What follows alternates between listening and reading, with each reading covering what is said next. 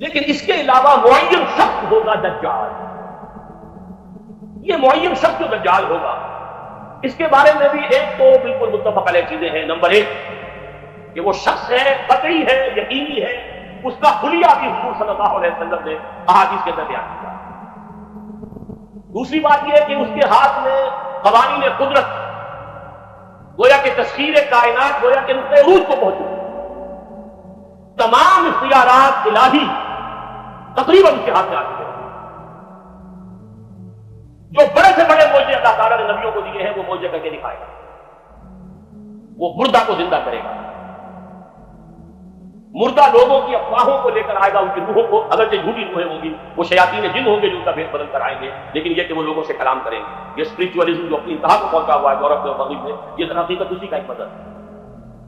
وہ کھلے بیابان کو کہے گا جہاں بالکل ٹیکل جو ہے وہ صحرا تھا، وہ لوگ گلزار کر دے گا جب چاہے گا، جہاں چاہے گا بارش برسائے گا۔ فاصلہ اس کے لیے بے معنی ہوگا، اس کی سواری وہ ہوگی کہ جس کے دونوں کانوں کے درمیان فاصلہ 80 ہاتھ کا ہوگا۔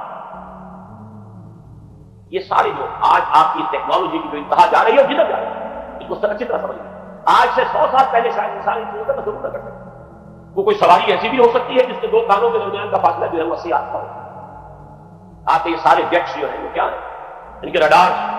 جو لگے ہوئے ہیں، دونوں کان، اس کا ایک قدم اگر مدینے ہوگا تو دوسرا بیت المقدس کا ہوگا۔ اس کی آواز پوری دنیا میں سنی جائے، سنی جا رہی ہے کہ نہیں؟ یہ ساری قدرت، ساری قوتیں، تسخیر کائنات کلیتاً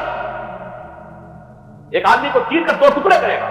2 ٹکڑوں کو علیحدہ کرے گا، ان کے درمیان چلے گا اور پھر ان دونوں کو جوڑے گا اٹھا کر۔ احادیث کو سچ بولتے ہیں۔ سرجری جدھر جا رہی ہے وہ جب نہیں کی بات ہے، فریز کر کے تو یہ معاملہ ہو ہی سکتا ہے، لیکن یہ کہ ابھی اگلا قدم کیا ہوگا کچھ نہیں کہتے۔ یہ چیزیں تو ہے متفق علیہ۔ البتہ کچھ معاملات کے اندر احادیث میں کچھ اختلاف پایا جاتا ہے اور یہ مشکلات الحدیث میں ہے، اور میں بھی چونکہ اس مسئلے میں اب تک بھی کسی درجے میں ابھی قطعیت کے ساتھ کوئی بات نہیں کہہ پا رہا ہوں،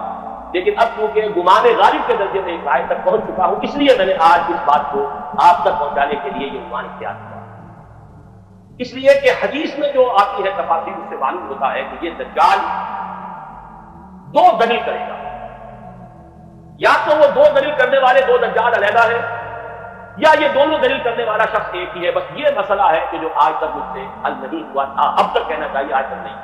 اور یہ اس میں علماء سے بھی گفتگو ہوئی ہے اور جن لوگوں نے اس مفہوم موضوعات پر اپنا وقت لگایا ہے ان سے بھی گفتگو ہوئی ہے، تو وہ بھی اس مسئلے کو حل کرنے سے تاحال قاصر ہے۔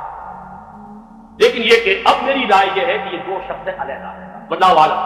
لیکن ایک رائے تک میں پہنچ چکا ہوں، اس لیے وہ رائے آپ کے سامنے رکھ رہا ہوں، اور آپ کے ذریعے سے وہ آگے بھی پھیلے گی تو اہل علم کے ساتھ جو ہے اس معاملے کے اندر تبادلہ خیالات کی نوبت آئے گی انشاءاللہ۔ لیکن یہ کہ اس میں یہ بات قطعی اور یقینی ہے کہ اس طرح کا ایک شخص پیدا ہوگا، البتہ یہ کہ آیا وہ 2 ہوں گے 2 مختلف اوقات میں، یا ایک ہی ہوگا ایک ہی وقت میں، صرف اس میں اختلاف۔ میرے نزدیک وہ 2 ہوں گے، ایک وہ شخص جو جھوٹا مسیح ہونے کا دعویٰ کرے، المسیح الدجال، جیسے حضور نے فرمایا میری امت میں 30 دجال اٹھیں گے جو نبی کا دعویٰ کریں گے، جن میں سے 5-6 تو حضور کے اپنے زمانے میں اور آپ کو لوگ تکلیف پڑے ہوئے تھے، بعد میں محمد علی باب ہو، بہاء اللہ ہو، قادیانی اور کہاں کا کون کون اٹھے ہوں گے عالم۔ کسی طریقے سے ایک شخص مسیح ہونے کا دعویٰ کر کے کھڑا ہوگا، یہودی ہوگا، یہ ہے اصل میں وہ شے۔ اور اس میں جو ان دونوں شخصیتوں کے مابین اگر کوئی ذرا سا ابہام رہا ہے تو میں ایک حدیث بھی نوٹ کر کے لایا تھا، حضرت عبادہ بن صامت رضی اللہ تعالیٰ عنہ سے ہے، رسول اللہ ہے انی حدثتکم عن الدجال حتی خشیت اللہ تقاتلوا، میں نے تمہیں دجال کے بارے میں بہت سی باتیں بتائی ہیں تو مجھے یہ گمان ہوا کہ شاید تم اسے سمجھ نہ پاؤ۔ یہ اندیشہ خود حضور صلی اللہ علیہ وسلم کو ہوا ہے اور یہ سنن ابی داؤد کی روایت ہے۔ بہرحال میں بھی کوشش کر رہا ہوں کہ میں اس رائے تک پہنچاؤں کہ یہ 2 علیحدہ شخصیتیں ہیں۔ ایک تو یہ ہے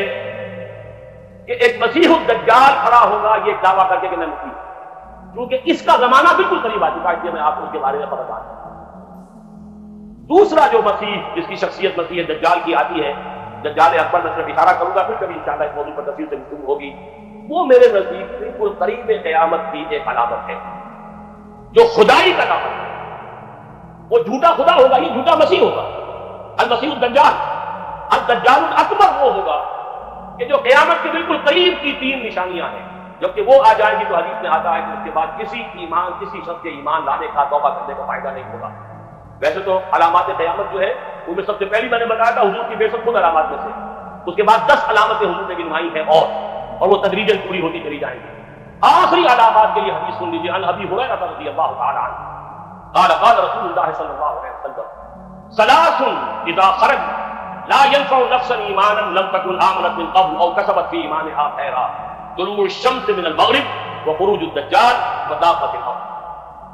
تین نشانیاں وہ ہیں کہ جب وہ ظاہر ہو جائیں گی تو پھر کسی کا ایمان لانا مفید نہیں ہوگا جو پہلے ایمان نہیں لایا تھا یا جس نے اس کے قبل اپنے ایمان میں کچھ اعمال صالحہ کی کمائی نہیں کی، یعنی گویا کہ توبہ کا دروازہ بند ہوتا ہے۔ جیسے جب موت کے آثار شروع ہو جاتے ہیں تو توبہ کا دروازہ انسان کے لیے بند ہے، اب جب موت کے آثار شروع ہو گئے اب توبہ کرنا فائدہ نہیں، اس سے پہلے توبہ کا دروازہ کھلا ہوا مانب جغرغر، جبکہ وہ موت کے آثار شروع ہو جاتے ہیں، گھنگرو بولنا شروع ہو جاتا ہے، معلوم ہوتا ہے کہ اب توبہ کے ساتھ۔ اسی طریقے سے پوری نوع انسانی کے لیے توبہ کا دروازہ بند ہوتا ہے کہ اب کسی کے لیے توبہ نہیں مانتا،